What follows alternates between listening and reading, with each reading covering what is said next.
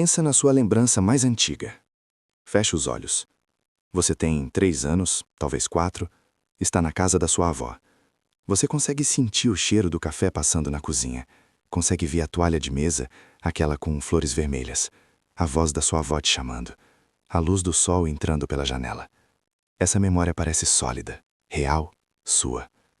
Agora vem o problema. Existe uma chance enorme de que essa memória nunca aconteceu. Não do jeito que você pensa, nem perto disso. Seu cérebro não é uma câmera de vídeo. Ele não grava o passado como arquivos num pendrive. Ele é um editor, um roteirista, um mentiroso profissional. Cada vez que você lembra de alguma coisa, seu cérebro reconstrói aquela memória do zero. Pega pedaços soltos, preenche os buracos vazios com palpites, rouba detalhes de fotografias, de histórias que outras pessoas contaram pra você, de filmes que você assistiu anos depois. E aí salva essa nova versão por cima da antiga. Você não está lembrando da sua infância. Você está lembrando da última vez que você lembrou dela. E cada vez que isso acontece, a memória muda um pouco mais. Isso não é teoria, não é filosofia. É neurociência comprovada. E quando você terminar de ouvir essa história, vai questionar cada lembrança que sempre acreditou ser verdadeira. Porque se o seu cérebro consegue mentir sobre os momentos mais importantes da sua vida, então quem é você de verdade? E o que realmente aconteceu? Primeiro caso. Um homem de 38 anos está sentado na frente de uma pesquisadora. Ele vai contar uma história que já contou 100 vezes antes. Uma história sobre o dia em que seus pais trouxeram a irmã mais nova do hospital. Ele tinha 2 anos. Lembra de estar parado na porta de casa, segurando a mão do pai. Lembra da mãe segurando um cobertor rosa. Lembra do cheiro de chuva, do barulho da porta se abrindo, do corredor escuro comparado com a claridade da tarde lá fora. Ele contou essa história em jantares de família. Escreveu sobre isso em terapia. É a lembrança mais antiga dele. A base de quem ele acha que é. A pesquisadora faz uma pergunta simples. Quantos anos você tinha? Ele responde confiante. 2 anos, talvez 2,5. Ela anota, depois puxa a certidão de nascimento, registros do hospital e uma linha do tempo que a mãe dele mandou. Segundo os documentos, ele tinha 1 ano e meio quando a irmã nasceu. E ele não estava em casa naquele dia. Ele estava na casa da avó, a 2 horas de distância, sendo cuidado pela tia. O pai dele só foi buscar ele 3 dias depois. Não tem como ele ter visto o que acabou de descrever. O homem olha para os documentos. Não acredita no começo. A memória é vívida demais. Ele ainda consegue ver o cobertor rosa. Ainda consegue sentir a mão da pai. Mas os registros não mentem. A pesquisadora explica o que aconteceu. Durante anos, os pais dele contaram a história de como trouxeram o bebê para casa. Mostraram fotos da casa, da mãe segurando o cobertor, da porta da frente. O cérebro dele pegou aquelas imagens, aquelas histórias repetidas, e construiu uma experiência em primeira pessoa em volta delas. Colocou ele dentro de uma cena da qual ele nunca fez parte. E porque ele era muito pequeno quando a história começou a ser contada, o cérebro arquivou como memória pessoal ao invés de coisa que me contaram. Agora, décadas depois, ele não consegue ver a diferença. A memória parece real, porque o cérebro dele fez ela ser real. Mas não é. Nunca foi. Ele pergunta para a pesquisadora. Se essa memória é falsa, o que mais é falso? A pesquisadora não responde, porque a resposta é desconfortável demais. Quase tudo antes dos 4 anos está perdido ou foi reconstruído. E muito do que vem depois está contaminado. Seu cérebro não se importa com verdade. Ele se importa em construir uma história que faça sentido. E se isso significa inventar cenas, roubar detalhes da vida de outras pessoas, ou transformar uma fotografia numa experiência vivida, seu cérebro vai fazer sempre de permissão. Você nunca vai saber a diferença, até alguém te mostrar as provas. E aí já é tarde demais. A memória falsa já é real para você faz tanto tempo, que perder ela parece perder um pedaço de você mesmo. Segundo caso. Uma mulher na faixa dos 40 vai para terapia por causa de ansiedade. Durante uma sessão, ela menciona uma lembrança que assombra ela desde criança. Ela tinha 5 anos. Os pais estavam brigando na cozinha. Ela lembra de estar parada na porta de pijama, chorando, vendo o pai jogar um prato na parede. Lembra da mãe gritando uma frase específica. Você está destruindo essa família. Lembra do barulho do prato quebrando, do jeito que o pai virou e viu ela ali parada, da vergonha no rosto dele. Aquela memória, ela diz, é o momento em que ela aprendeu que amor é violento. Moldou todos os relacionamentos que ela teve desde então. A terapeuta pede para ela descrever a cena em mais detalhes. Que cor era o pijama? Que hora do dia era? Onde exatamente você estava? A mulher responde todas as perguntas com confiança. Pijama rosa com estrelas brancas. Final da noite. Umas 9, 10 horas. Ela estava parada bem na entrada da cozinha, do lado da geladeira. A terapeuta anota tudo. Depois pergunta. Você já conversou sobre essa memória com seus pais? A mulher diz que sim. Muitas vezes. Na verdade, a mãe dela contou a história daquela briga dezenas de vezes ao longo dos anos. É um dos momentos que define a história da família. O prato, o guito, a vergonha. A mãe conta em reuniões de família, durante discussões, em momentos de reflexão. A mulher ouviu a história tantas vezes que consegue recitar palavra por palavra. A terapeuta faz mais uma pergunta. Na versão da sua mãe, onde você estava? A mulher para. Tenta vibrar. A mãe sempre disse que ela estava no andar de cima, dormindo. Ela não viu a briga. Não estava na cozinha. A briga aconteceu. O prato quebrou. As palavras foram ditas. Mas a mulher não estava lá. A terapeuta sugere ligar para a mãe para confirmar. Elas ligam. A mãe tem certeza. A filha estava dormindo no andar de cima. Ela chegou depois da briga. Ainda estava dormindo. Só acordou na manhã seguinte. A mulher sente algo rachar dentro do peito. Por 40 anos, ela carregou essa memória. Construiu a identidade dela em volta disso. A menininha assustada de pijama rosa. A testemunha do colapso dos pais. Só que ela não foi testemunha. Ela estava dormindo. A memória que ela tem não é dela. É da mãe. O cérebro dela ouviu a história.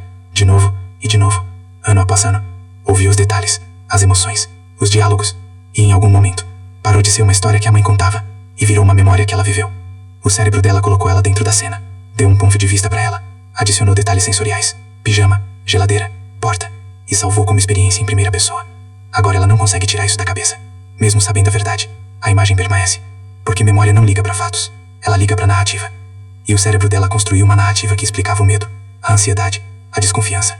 Nada disso era real. Mas tudo isso mudou a vida dela. Ela pergunta para a terapeuta: se isso não é real, então o que é? A terapeuta não tem uma boa resposta. Porque os sentimentos são reais. A ansiedade é real. A dor é real. Mas a história de origem que ela construiu em volta desses sentimentos é ficção. O cérebro dela precisava de um motivo para o medo. Então pegou emprestado uma memória da vida de outra pessoa e fez dela sua. A cicatriz é real. A ferida que causou ela nunca existiu. Terceiro caso. Um laboratório de psicologia na Califórnia faz um experimento que vai mudar para sempre como entendemos memória. Eles recrutam voluntários e dizem que estão estudando recordação da infância. Cada voluntário recebe um livrinho com 4 histórias da infância dele, fornecidas pelos pais. 3 histórias são reais, uma é completamente inventada. A história falsa é sempre a mesma. Você se perdeu num shopping quando tinha 5 anos. Você se separou dos seus pais. Você estava com medo. Uma pessoa idosa gentil te encontrou e te trouxe de volta. Na primeira entrevista, a maioria das pessoas diz que não lembra do incidente no shopping. Não soa familiar. Elas lembram das outras 3 histórias, mas não dessa. Os pesquisadores acenam e dizem: tudo bem, às vezes memórias demoram um pouco para voltar. Pensa nisso por alguns dias e a gente conversa de novo. Os voluntários vão para casa. Nas 2 semanas seguintes, eles pensam no shopping. Tentam lembrar. Imaginam shoppings que frequentavam quando crianças. Imaginam como seria estar perdido. Perguntam para os pais se eles lembram de mais alguma coisa daquele dia. 2 semanas depois, eles voltam para a segunda entrevista. Os pesquisadores pedem para eles descreverem os 4 eventos de novo. Dessa vez, algo mudou. Cerca de 25% dos voluntários agora dizem que lembram do shopping. Não vagamente, não como uma história que alguém contou. Eles lembram. Descrevem o layout do shopping, a cor do piso, a roupa que estavam usando. Uma mulher lembra que a pessoa idosa estava usando uma camisa xadrez. Um homem lembra de sentir terror de que a mãe tinha deixado ele de propósito. Outro lembra do cheiro de pipoca vindo da praça de alimentação. Os pesquisadores escutam e anotam. Fazem perguntas de acompanhamento. O que a pessoa idosa disse para você? Quanto tempo você ficou perdido? O que aconteceu quando você encontrou seus pais? E os voluntários respondem. Dão detalhes que os pesquisadores nunca forneceram. O cérebro deles estão preenchendo a história, adicionando informação sensorial, contexto emocional, diálogo. No fim da entrevista, alguns voluntários estão chorando. A memória parece tão real que reviver ela traz de volta o medo que eles supostamente sentiram 20 anos atrás. Aí os pesquisadores contam a verdade. O incidente no shopping nunca aconteceu. Nós inventamos. Seus pais confirmaram. Você nunca se perdeu. Não tem pessoa idosa. Não tem camisa xadrez. Não tem piso colorido. Cada detalhe que você acabou de descrever veio da sua própria imaginação. Você construiu uma memória do nada. Alguns voluntários não acreditam. Discutem com os pesquisadores. Insistem que a memória é real. Eles conseguem ver, conseguem sentir. Como algo tão vívido pode ser falso? Os pesquisadores mostram a papelada, os e-mails dos pais, o design do estudo. Devagar, os voluntários percebem que foram enganados. Mas aqui está a parte perturbadora. Mesmo depois de saber a verdade, alguns deles ainda sentem que a memória é real. Um homem diz: eu sei que você está me dizendo que não aconteceu, mas eu ainda consigo ver aquele shopping. Ainda consigo sentir como era estar perdido. O cérebro dele construiu a memória tão completamente que saber que é falsa não apaga ela. Ainda está lá, ainda vívida, ainda emocionalmente carregada, ainda parte dele. Então o que isso significa? Significa que a base da sua identidade é feita de areia. As memórias mais antigas que definem quem você é, os momentos que você aponta quando alguém pergunta por que você é do jeito que é, podem nunca ter acontecido, ou aconteceram diferente, ou aconteceram com outra pessoa, e seu cérebro te fez o personagem principal. Você não tem como verificar. Pode perguntar para seus pais, mas as memórias deles são tão pouco confiáveis quanto as suas. Pode olhar fotos, mas fotos não te dizem o que você estava pensando ou sentindo. Elas só mostram um momento congelado no tempo. Todo o resto é interpretação. Todo o resto é seu cérebro, anos depois, escrevendo um roteiro e te convencendo que é verdade. O homem que lembrava de voltar do hospital agora questiona cada memória que tem antes dos 10 anos. A mulher que estava parada na porta da cozinha não confia em nada que a mãe já contou para ela. Os voluntários que lembraram de se perder no shopping começaram a se perguntar o que mais os cérebros deles inventaram sem permissão. E todos estão fazendo a mesma pergunta. Se minhas memórias não são reais, então quem sou eu? Porque se você não pode confiar no seu passado, como você confia no seu presente?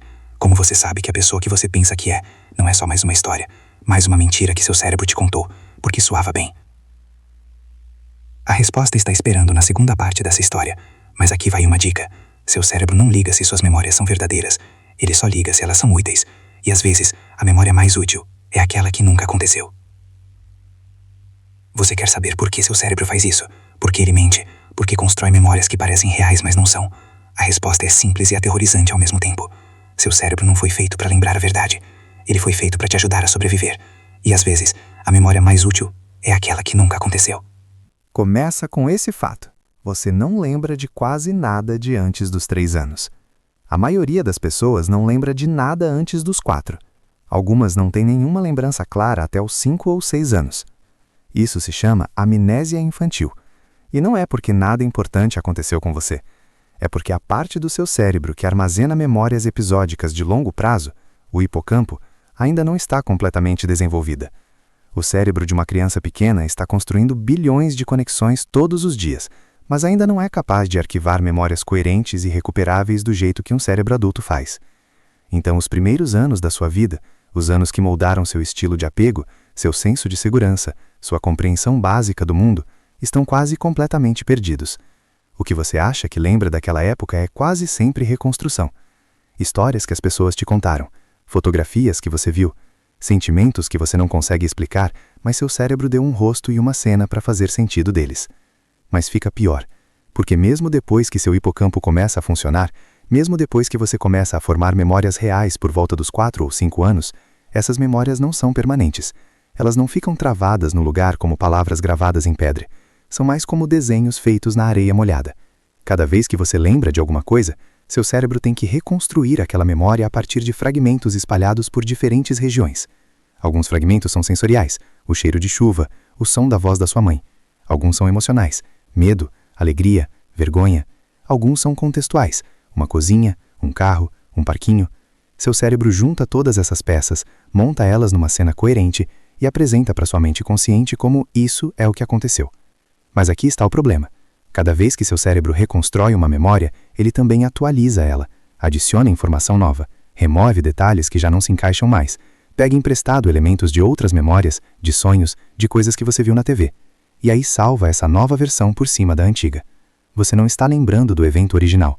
Você está lembrando da última vez que você lembrou dele. E essa versão já é diferente da anterior. Esse processo se chama reconsolidação.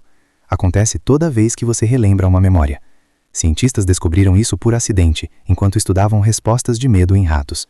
Eles descobriram que se você ativa uma memória de medo e imediatamente dá para o rato uma droga que bloqueia a síntese de proteínas, a memória de medo desaparece. Não só enfraquece, some. Porque memória não é uma coisa estática guardada em algum lugar no seu cérebro.